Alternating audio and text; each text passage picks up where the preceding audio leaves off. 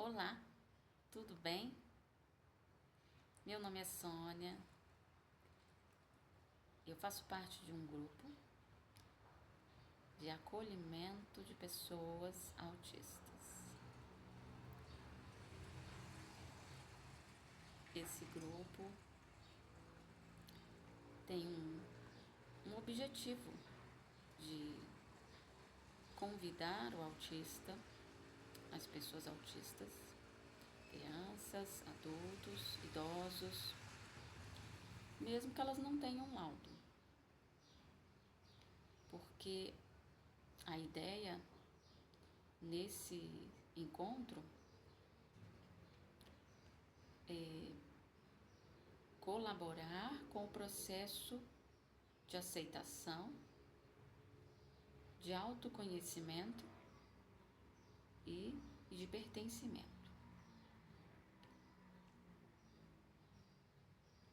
Eu sou formada em pedagogia, eu terminei minha graduação recentemente, tenho 44 anos. E na minha jornada, durante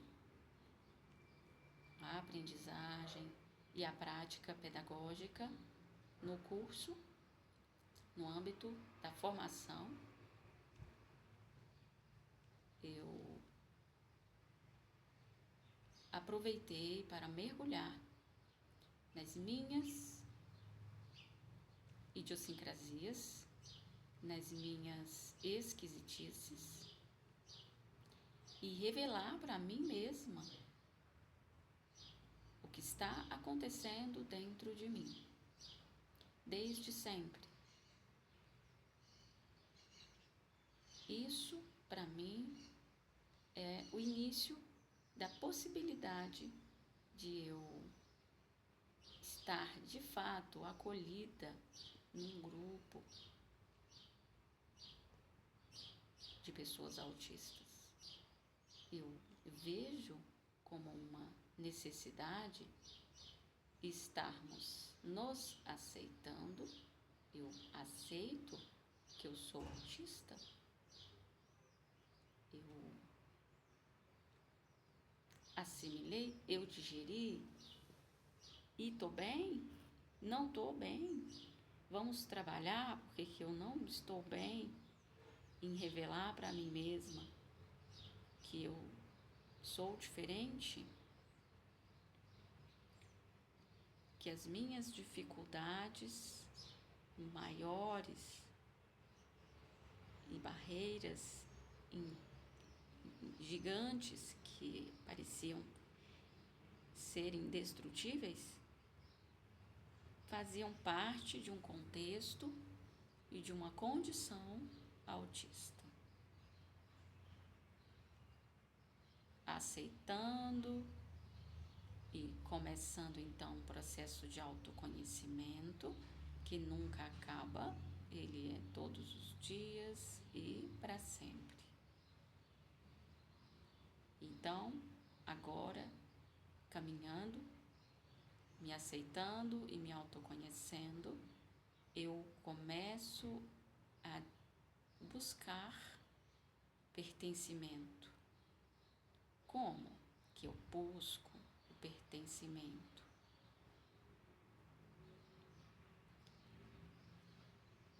Casando as minhas esquisitices com as esquisitices de um grupo.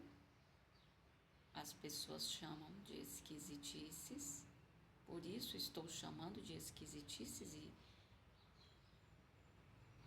era assim que eu escutava e escuto.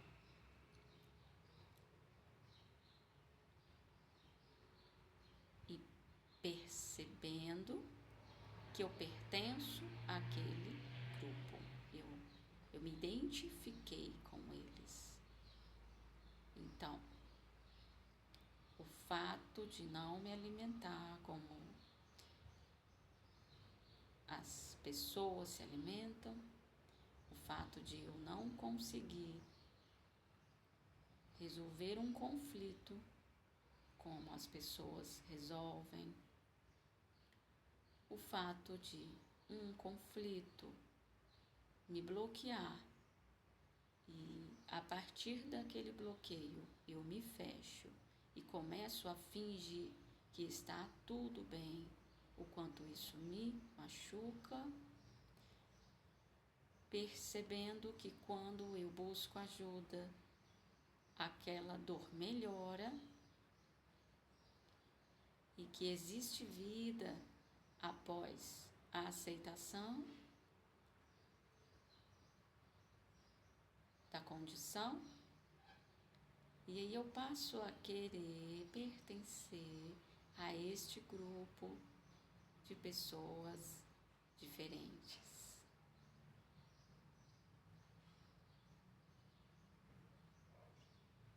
Então, existem situações específicas na vida do autista que fazem ele ir driblando a vida, cada um à sua maneira, de acordo com a sua realidade.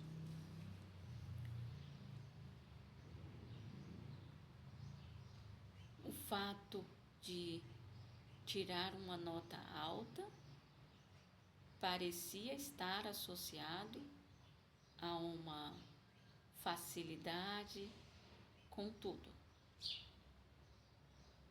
Então, ser colocada num ponto onde eu tinha que ensinar colegas, ajudar colegas, porque eu tinha terminado minha tarefa primeiro. E como eu já comentei no vídeo anterior, na etapa do autoconhecimento, haviam características elencadas pelo grupo ao meu redor que diziam características minhas vistas por eles como quem eu sou. Eu ajudo, eu obedeço, eu trabalho. Eu não reclamo. Então, eu mesma, por conta da minha forma de resposta às imposições, a ter que viver e me comportar como uma pessoa normal, no ambiente escolar também não foi diferente. Eu fazia como minhas colegas, eu arrumava o cabelo como minhas colegas, passava o batom que as minhas colegas passavam e usava aquela roupa da moda que todo mundo estava usando, mesmo que eu não gostasse. E quando eu fazia diferente para me agradar,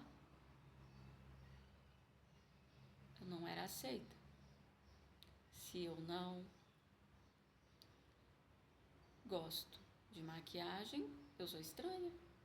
Se eu não me sinto bem usando acessórios como sutiãs, eu sou estranha. Se as minhas roupas são mais folgadas, porque eu gosto da roupa mais folgada sem apertar meu corpo, eu não consigo usar uma roupa colada, eu sou estranha.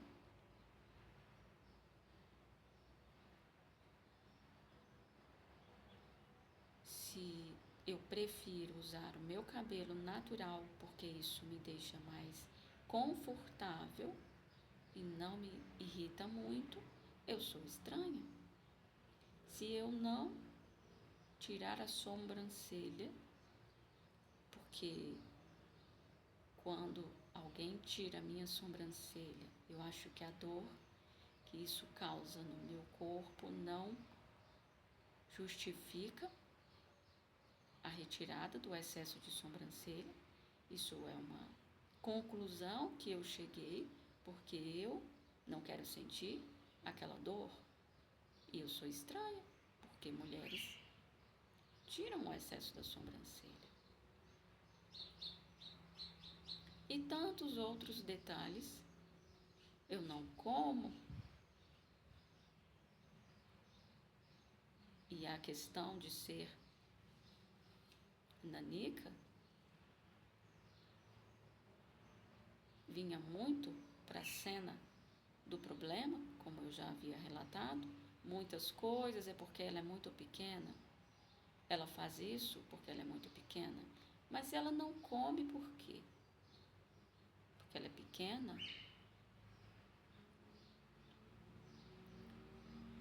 Ela não come e isso faz ela ser pequena, mas porque ela não come e vê seus pais brigando, porque o pai deixa você comer só biscoito de maisena, só cuscuz, só água. E a sua mãe quer que você coma mais coisas nutritivas. Mas o seu pai diz, ela não vai comer de jeito nenhum, é melhor ela comer algo. E então meu pai às vezes dava escondido, porque se ele ficasse estimulando comer as coisas que eu gostava, que eu aceitava, eles dois iriam brigar. Então havia um problema também entre eles, que foi se criando porque eu não conseguia comer tudo, ou quase nada. E não consigo ainda. Mas o autista,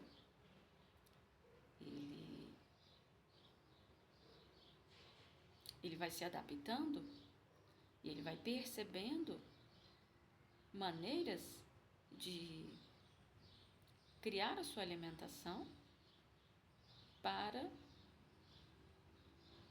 sobreviver. O autista que vai se tornando um adolescente, que vai se tornando um adulto. A criança não. A gente só recusa. E o cuidador força você a comer algo, vai inventando alguns pratos, alguns passam, a maioria não. E se eu comesse, eu vomitava. Não podia forçar muito, porque tinha que descer algo.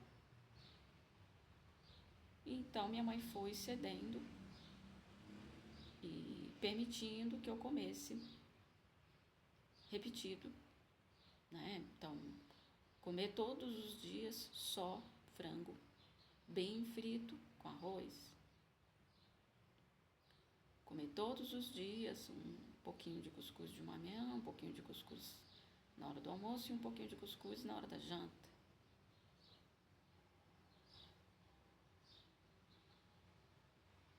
E ficar sem tomar o leite, sem comer queijo, sem comer um prato de comida que tivesse salada e fruta, verdura, sucos. Era água mesmo, era a água que descia, pouca. E foi assim sempre. Até eu começar a trabalhar, e foi cedo, eu comecei a trabalhar muito nova. Com 13 anos eu já fazia algumas extras, eu estudava pela manhã, à tarde eu fazia trabalho de office boy numa empresa, fazendo atividades de depósito bancário e entrega de encomendas em Taguatinga, no Distrito Federal, muito pequena. Eu tinha 13 anos, mas as pessoas achavam que eu tinha 8. E com 13 anos, a gente está falando de 1994. Essas leis trabalhistas estavam começando a ser olhadas, então algumas pessoas iam lá na empresa dizer, olha, tem uma menina de cerca de 8 anos, 7 anos, entrando e saindo aqui da sua empresa, levando coisas. E ele dizia, não, essa moça tem 13 anos, ela é menor aprendiz. Aqui está o documento dela e tal. Tá? E assim vai passando, mas eu queria relatar que a partir do momento em que eu começo a trabalhar, eu não tenho acesso àquelas coisas que eu comia do jeitinho que era. Ou como eu poderia fazer, misturar um ovo com arroz ou uma sardinha com arroz. Eu tinha que comer arroz puro ou então comer arroz com alguma coisa com caldo que eu não gostava, com nervo, com creme, jamais com leites, cremes de leites ou queijos, jamais, eu vomitava. Mas eu começo a olhar e testar algumas texturas, alguns gostos, e algumas coisas são toleráveis, outras eu passo a gostar, e vou incrementando um pouco um cardápio, que ainda é bem pobre, mas de um sobrevivente. Esses contextos que eu vivi, bem como também a dificuldade de concluir uma graduação, porque fazer o ensino fundamental e ensino médio foi divertido. Foi divertido. As escolas que eu estudei eram legais. Eu estudei em escola pública o tempo todo. E não sei se era porque eu era muito pequena, mas eu era muito bem querida, muito cuidada pelos colegas, pelos professores, pelos servidores em geral. Porque chamava atenção e as pessoas achavam que eu ia me machucar com qualquer situação, ou que eu não dou conta de fazer algumas coisas. Então estavam olhando. A partir do momento que eu faço 18 anos e começo a querer fazer uma faculdade, eu encontrei um dilema de querer fazer muitas coisas.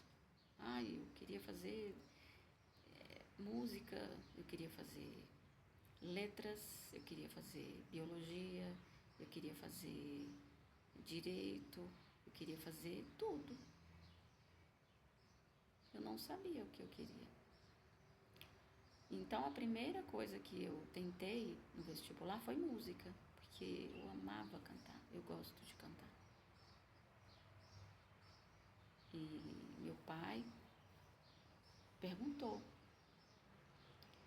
e minha filha vai ter o vestibular na UNB, o que você vai fazer? Você vai tentar o quê? Pai, eu coloquei música. E o meu pai balançou a cabeça, falou: não, minha filha, isso não é emprego, isso não é um trabalho, uma profissão. Você tem que fazer alguma coisa que vai te dar o seu sustento, que dá dinheiro. E teceu várias críticas ali na situação. Isso me trouxe uma dificuldade de abraçar essa opção. Eu já tinha feito a inscrição, já ia fazer a prova, já tinha feito as opções. Mas isso fez eu suspender a decisão de qual curso que eu ia fazer. Isso foi assim durante a minha vida, porque eu iniciei cursos, não concluí.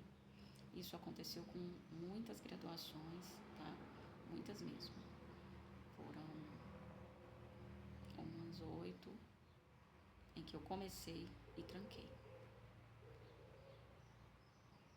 Porque estava faltando a aceitação, o autoconhecimento e o pertencimento. Porque embora eu disfarçasse muito bem, eu sabia que eu era diferente. Aí eu agradeço muito quem ficou até aqui nesse encontro do grupo Pense Alto, Pense Autista. Eu estou explanando um terceiro passo importante para chegar, de fato, no ponto do acolhimento verdadeiro, do acolhimento genuíno de um grupo. E o pertencimento é importante, na minha opinião, como autista, como portadora de nanismo pituitário, como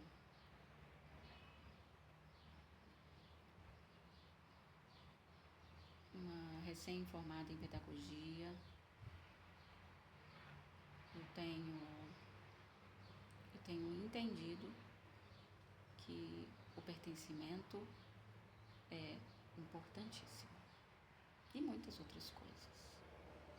Nós vamos poder conversar um pouco mais sobre as experiências de pertencimento e nós nos vemos, tá? No próximo vídeo. E até lá. Tchau, tchau.